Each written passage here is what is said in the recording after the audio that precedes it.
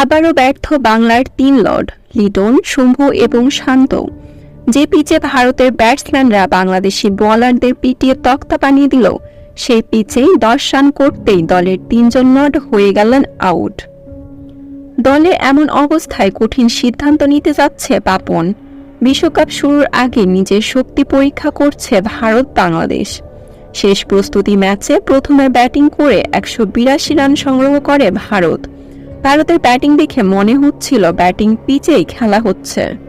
তবে যেই না বাংলাদেশ ব্যাটিংয়ে গেল, সেই পরিবর্তন হতে থাকলো পিচের অবস্থা।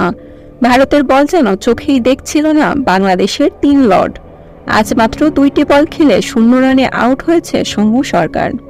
শম্ভুর পর ব্যাটিং করতে নেমে লিটন বোল্ড হয় আবারও। লিটনের এখন এমন অবস্থা যে স্ট্যাম্প বরাবর বল করলেই বোল্ড। আজ লিটন করেন 6 রান। লিটনের পর মাঠে নামেন অধিনায়ক শান্ত। 6টি বল খেলে 0 রানে আউট হন তিনি। টপ অর্ডার 3 জন ব্যাটারের মধ্যে 2 জন ব্যাটসম্যানই আজ আউট হলো 0 রানে।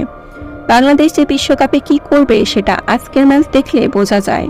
তবে বিশ্বকাপের আগে আসতে পারে সুখবর। দলে ফিরতে পারেন দেশসেরা ওপেনার তামিম ইকবাল। জানা যায় আগেও বিসিবির সাথে কথা হয়েছে তামিমের। দলের প্রয়োজনে ফিরতে রাজি তামিম ইকবাল। 2-1 দিনের মধ্যে আসতে পারে তামিমের ফেরার সুখবর। আর এমনটা হলে কেমন হবে তা কমেন্ট করে জানিয়ে দিন।